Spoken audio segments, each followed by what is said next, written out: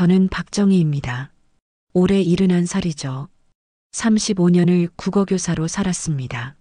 교단에서 학생들과 함께했던 그 세월이 제 인생의 전부였어요. 정년퇴직식 날 교장 선생님이 제게 이렇게 말씀하셨습니다. 박정희 선생님 같은 분은 은퇴 후에도 존경받으실 겁니다. 교직에서 쌓은 품격과 지혜가 있으시잖아요. 그때 정말 뿌듯했습니다. 마치 제 인생의 후반부도 아름다울 거라는 확신이 들었어요. 퇴직금도 제법 나왔고 전세로 살던 집도 있었죠. 노후 준비는 충분하다고 생각했습니다. 동료 교사들이 축하 인사를 건넸어요.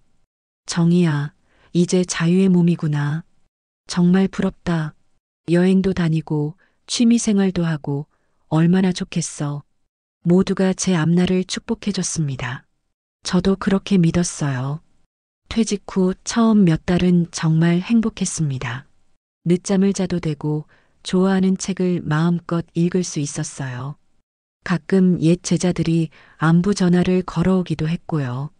하지만 그 평온한 시간은 오래가지 못했습니다. 어느 날 아침 갑자기 가슴이 조이는 듯한 통증이 왔어요. 숨쉬기가 힘들었습니다. 처음에는 단순한 소화불량인 줄 알았죠. 하지만 통증이 계속되면서 불안해졌어요. 병원에서 검사를 받았습니다. 의사의 진단은 충격적이었어요. 협심증이 심하네요. 스텐트 수술을 받으셔야 할 것 같습니다. 교사 시절 늘 건강했던 제가 심장질환이라니 믿기 힘들었어요. 하지만 현실을 받아들여야 했습니다. 수술은 성공적이었습니다. 의사는 말했어요. 다행히 잘 됐어요. 하지만 앞으로 조심하셔야 합니다. 혼자 지내시기에는 무리가 있을 수도 있고요. 그 말이 제 인생을 바꾼 시작점이었습니다. 교장 선생님이 말씀하신 존경받는 노후와는 전혀 다른 현실이 기다리고 있었어요. 퇴원 후 집에 혼자 있으니 불안했습니다. 만약 또 가슴이 아프면 어떡하죠? 전화기 옆에 응급실 번호를 적어놨지만 그것만으로는 안심이 되지 않았어요. 아들에게 전화를 걸었습니다. 엄마 수술 잘 받으셨죠? 이제 몸조리 잘하세요. 응, 고마워. 그런데 혼자 있으니까 좀 불안하구나. 잠깐 침묵이 흘렀어요. 아들이 대답했습니다. 그럼 잠시 저희 집에 오시는 게 어떨까요? 마치 임시방편이라는 뉘앙스였지만 그때는 고마웠습니다. 자식이 있다는 게 얼마나 든든한지 깨달았어요. 하지만 이건 시작에 불과했습니다. 제가 상상도 못했던 일들이 기다리고 있었거든요. 병원 퇴원과 자식집 전전. 아들 집에 도착했을 때 며느리 미영이가 반갑게 맞아줬습니다. 어머니, 어서 오세요. 수술 받으시느라 고생 많으셨어요. 고마워, 미영아. 패 끼쳐서 미안하다. 무슨 말씀을 그렇게 하세요. 가족인데요. 처음 일주일은 정말 좋았어요. 며느리가 챙겨주는 음식도 맛있고 손자 진우와 이야기하는 것도 즐거웠습니다. 오랜만에 가족의 온기를 느꼈어요. 하지만 시간이 지나면서 분위기가 달라지기 시작했습니다.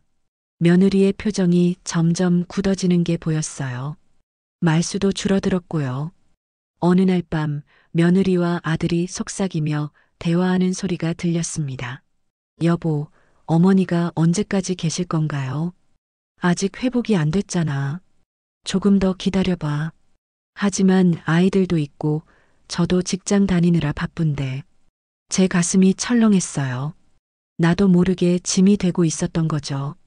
다음 날 아침 아들이 조심스럽게 말을 꺼냈어요. 엄마, 누나 집에서도 며칠 지내보시는 게 어떨까요? 바람도 좀 바꾸시고. 사실상 쫓겨나는 거나 마찬가지였습니다. 하지만 어쩔 수 없었어요. 며느리 눈치를 더 이상 볼 수는 없었거든요. 딸 수민의 집으로 이사했습니다. 수민은 결혼한 지 2년밖에 안 된 신혼이었어요.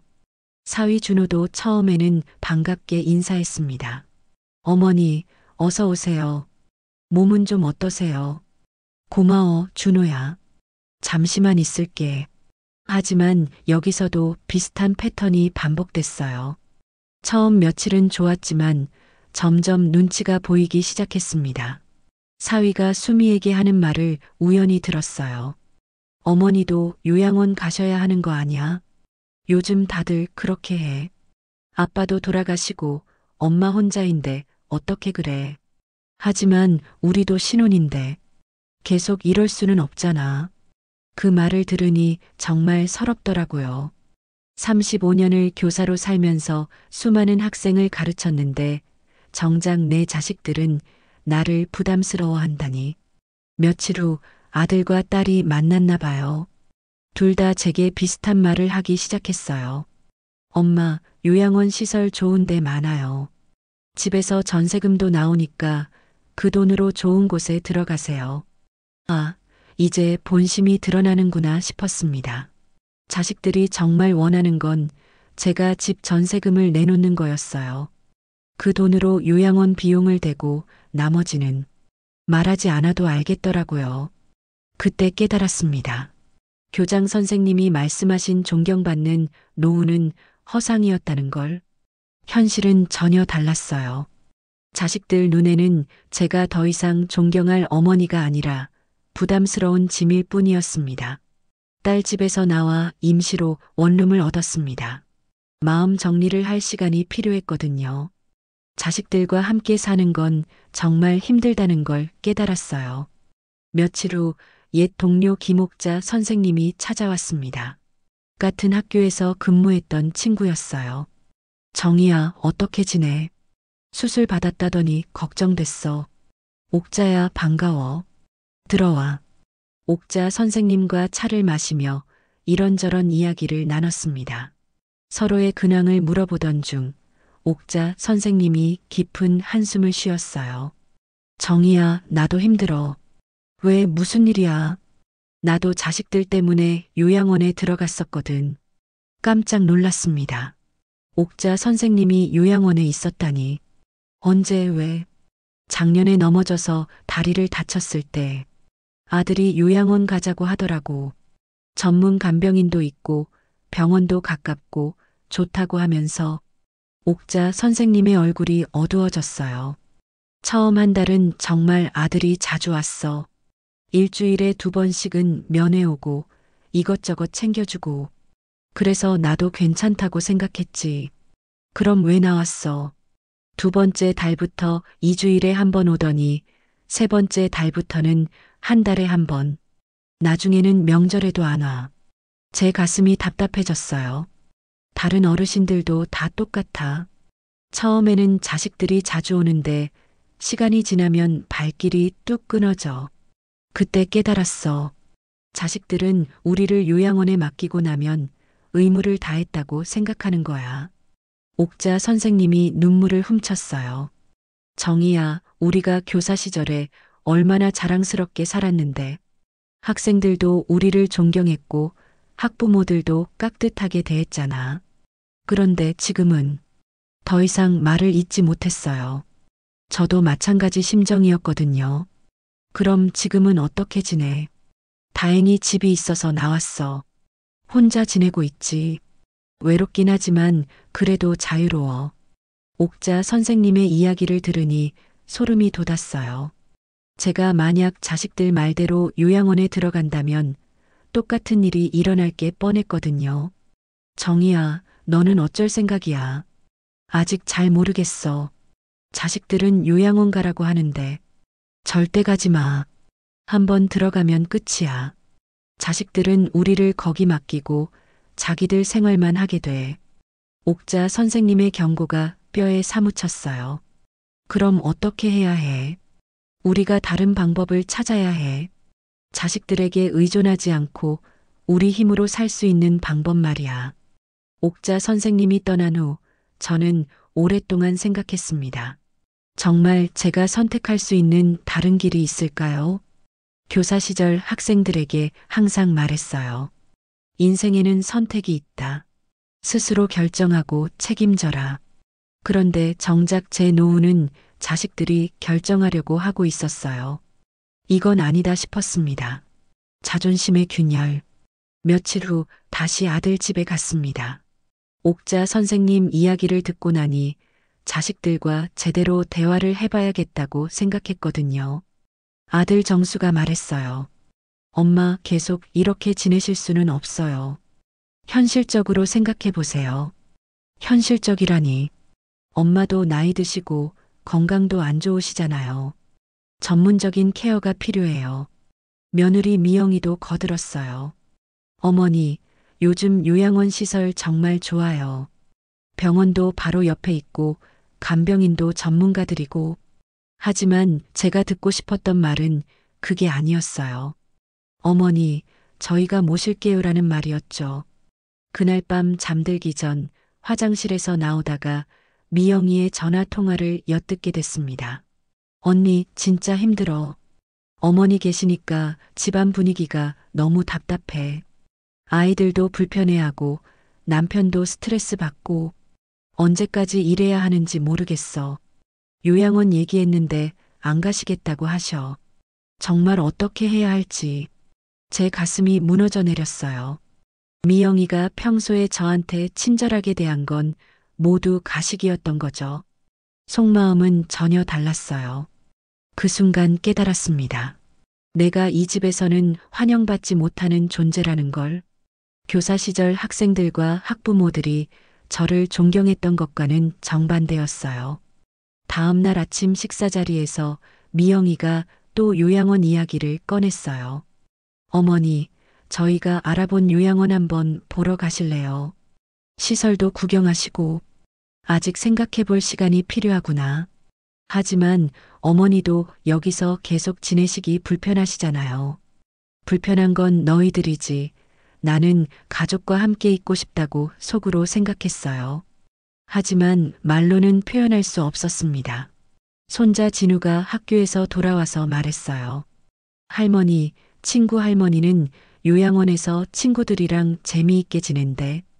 아이 입까지 이용하는구나 싶었어요.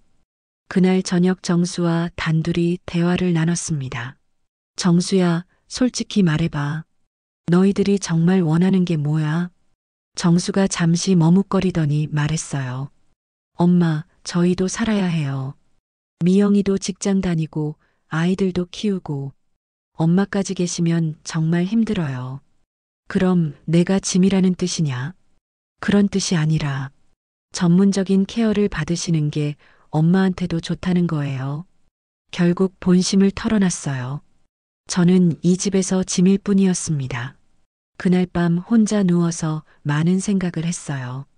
35년 교사 생활 동안 얼마나 자랑스럽게 살았는데, 제자들이 저를 찾아와 인사할 때, 학부모들이 감사 인사를 할 때 정말 보람을 느꼈거든요. 하지만 지금은 내 자식들조차 나를 부담스러워합니다. 이게 내가 꿈꿔왔던 노후의 모습일까요? 눈물이 주르르 흘렀어요. 하지만 계속 울고만 있을 수는 없었습니다. 뭔가 다른 방법을 찾아야 했어요. 일주일 후 정수와 수미가 함께 찾아왔습니다. 남매가 함께 오는 건 좋지 않은 신호였어요. 분명 뭔가 결정해 놨을 거라고 직감했습니다. 엄마, 저희가 상의해 봤는데요. 정수가 조심스럽게 운을 뗐어요. 수미도 옆에 앉아서 심각한 표정을 하고 있었습니다. 상의라니. 엄마 혼자 지내시기에는 위험하잖아요. 심장도 안 좋으시고. 수미가 거들었어요. 엄마, 저희가 알아본 요양원이 있어요. 시설도 정말 좋고 의료진도 상주하고. 그래서 들어가세요. 저희가 모든 비용 다 준비했어요. 정수가 서류 몇 장을 꺼냈어요. 요양원 입소 신청서였습니다. 너희들이 비용을 준비했다고. 네, 엄마 집 전세금으로요. 어차피 엄마 혼자 쓰시기에는 너무 큰 집이잖아요.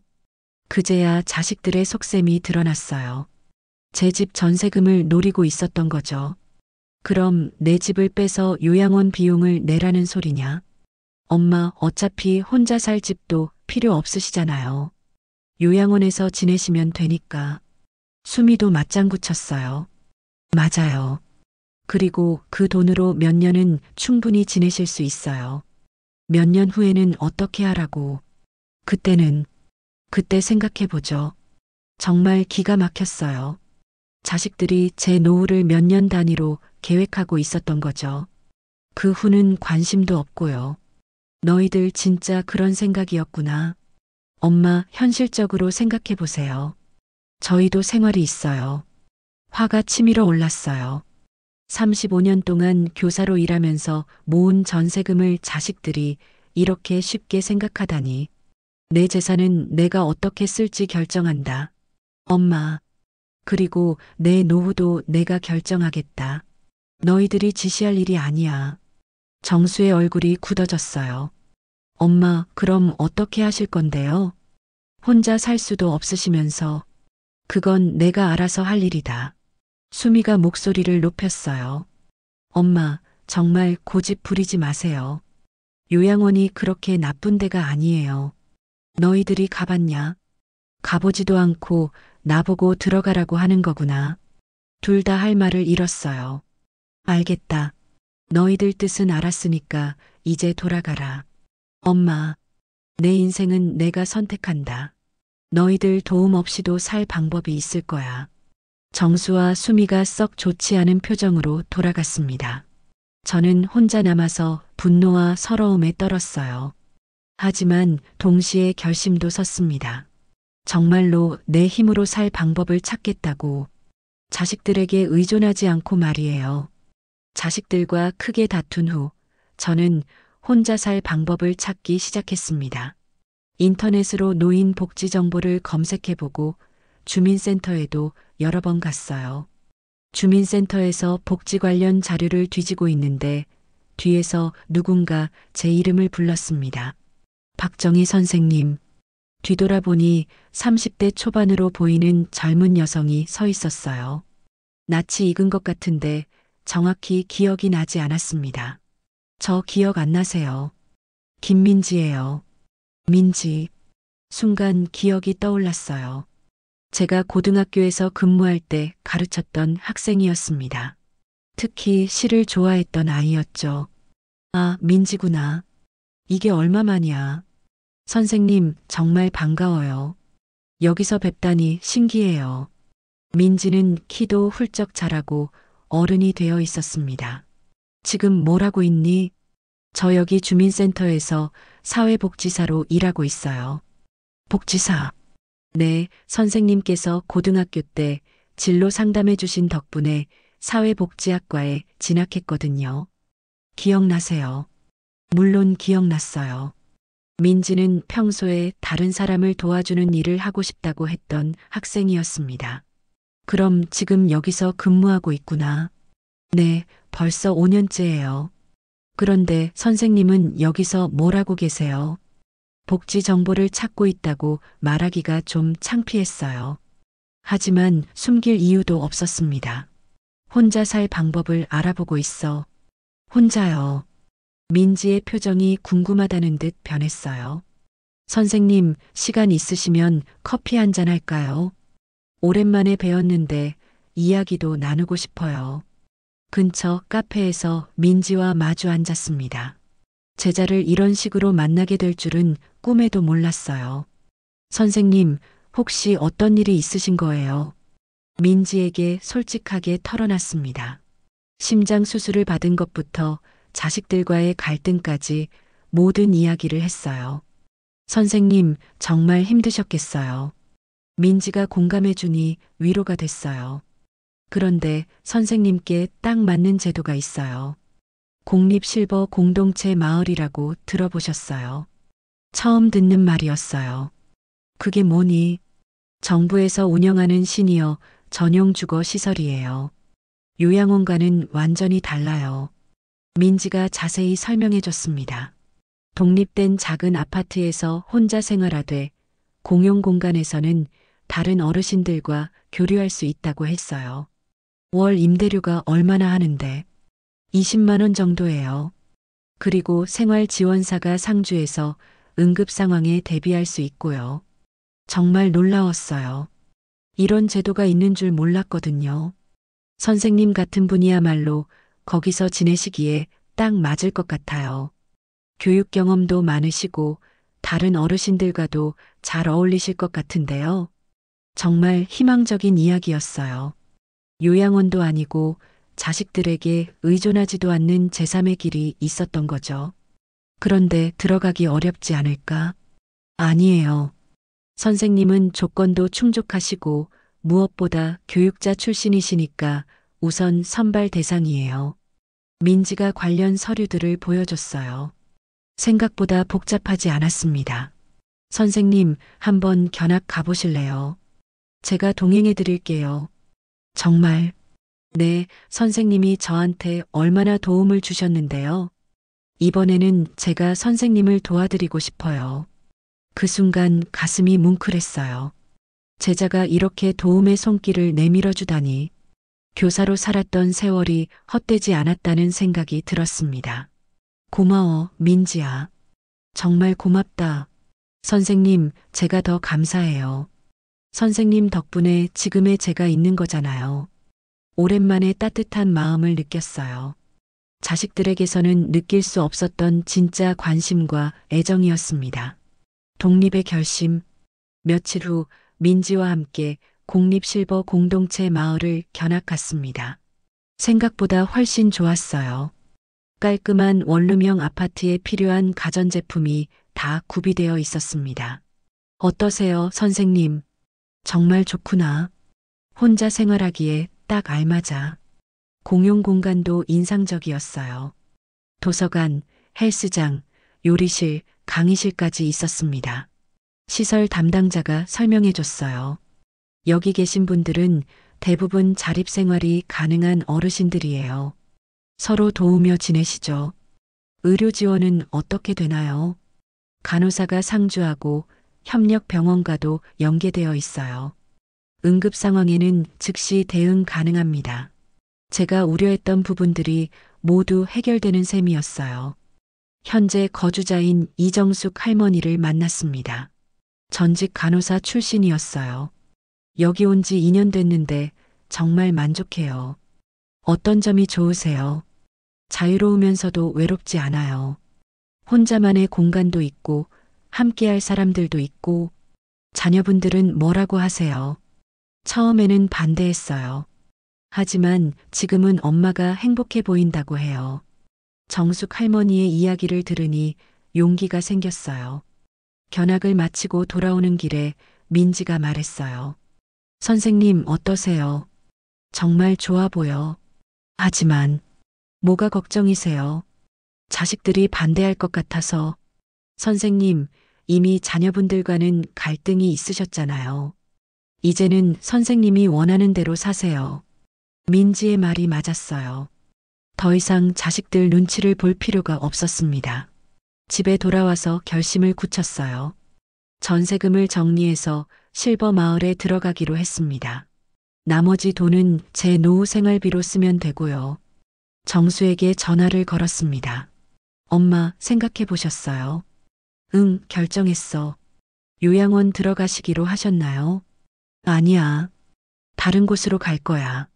다른 곳. 공립실버 마을에 대해 설명해 줬어요. 정수가 당황하는 게 느껴졌습니다. 엄마, 그런 데는 처음 들어봐요. 정말 괜찮은 곳이에요.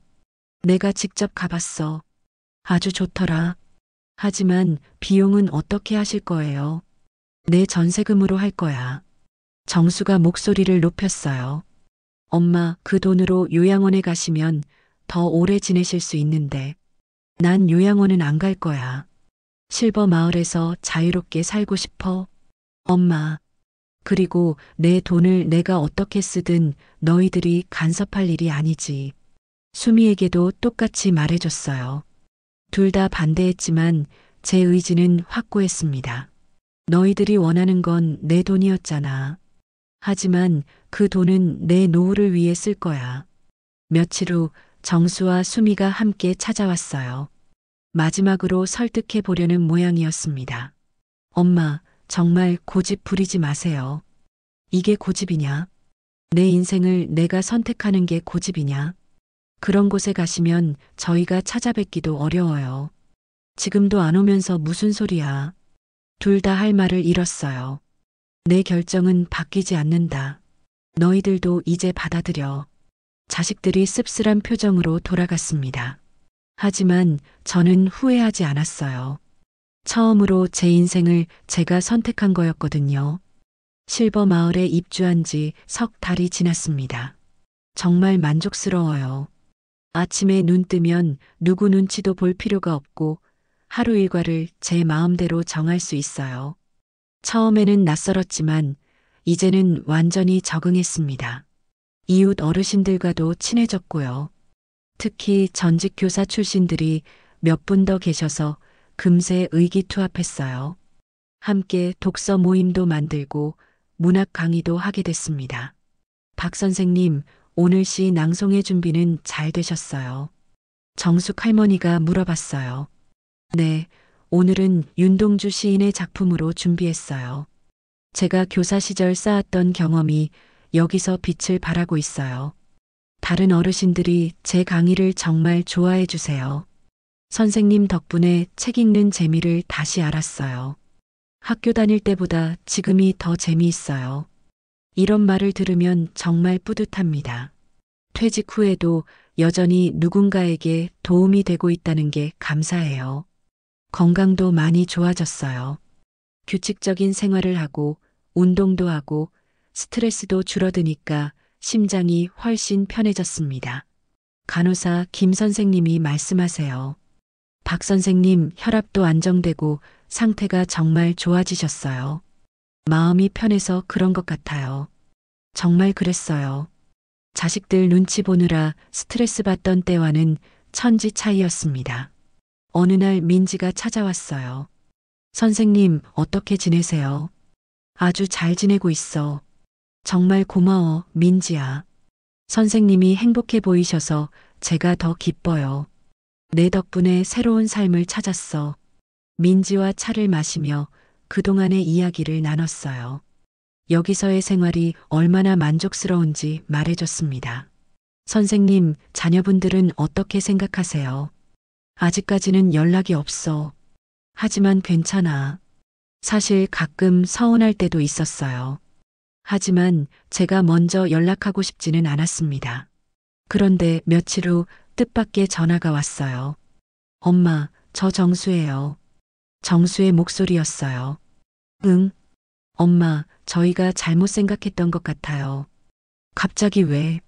진우가 할머니 보고 싶다고 해서 찾아뵈려고 하는데 괜찮을까요? 손자가 보고 싶다는 말에 마음이 흔들렸어요. 그래, 와도 좋다. 주말에 정수 가족이 찾아왔습니다. 수미도 함께 왔어요. 엄마, 여기 정말 좋네요. 그렇지. 미영이가 시설을 둘러보며 감탄했어요. 어머니, 진짜 잘 선택하신 것 같아요. 요양원보다 훨씬 좋아요. 이제 알겠니? 정수가 고개를 숙였어요. 엄마, 죄송해요. 저희가 엄마 기분을 생각하지 못했어요. 수미도 말했어요. 엄마, 미안해요. 엄마가 원하는 걸 무시했어요. 자식들이 사과하니까 마음이 누그러졌어요. 하지만 쉽게 용서해주지는 않았습니다. 너희들이 나를 짐으로 생각했다는 걸 잊지 않을 거야. 엄마. 하지만 이제는 상관없어. 난 내 길을 찾았으니까. 그날 손자 진우와 오랜만에 시간을 보냈어요. 아이가 말했어요. 할머니, 여기서 행복해 보여요. 정말. 네, 예전보다 훨씬 밝아 보여요. 아이의 순수한 말이 가슴에 와 닿았어요. 자식들이 돌아간 후 거울을 봤습니다. 정말 예전보다 표정이 밝아 보였어요. 자식들 눈치 보며 위축되어 있던 모습과는 전혀 달랐습니다. 저녁에 정숙 할머니와 산책하며 말했어요. 정숙 언니, 제가 정말 잘 선택한 것 같아요. 그럼요. 박 선생님은 우리의 자랑이에요. 교사 시절보다 지금이 더 보람 있는 것 같아요. 왜요? 그때는 의무였지만 지금은 진짜 하고 싶어서 하는 일이니까요. 그날 밤 일기에 적었어요. 내 인생에서 가장 옳은 선택을 했다. 자식들에게 의존하지 않고 내 힘으로 살아가고 있다. 교사로 살았던 경험이 여기서 꽃 피우고 있다. 노후에도 선택지는 있다는 걸 깨달았다. 창밖을 바라보며 생각했어요. 교장 선생님이 말씀하신 존경받는 노후는 결국 제가 만들어가는 거였습니다. 자식들이 주는 게 아니라 제 스스로 찾아가는 거였어요. 지금 저는 정말 존경받고 있어요. 이곳 어르신들이 제 강의를 기다려주시고 제 조언을 구해주세요. 이게 진짜 제가 원했던 노후의 모습이었습니다. 내일은 신입 어르신을 위한 오리엔테이션이 있어요. 제가 진행하게 됐습니다. 또 다른 분께 희망을 전해드릴 수 있어서 기대돼요. 노후에도 선택지는 있습니다. 내 삶은 내가 선택하는 거예요. 이 진리를 더 많은 분들이 깨달으셨으면 좋겠습니다.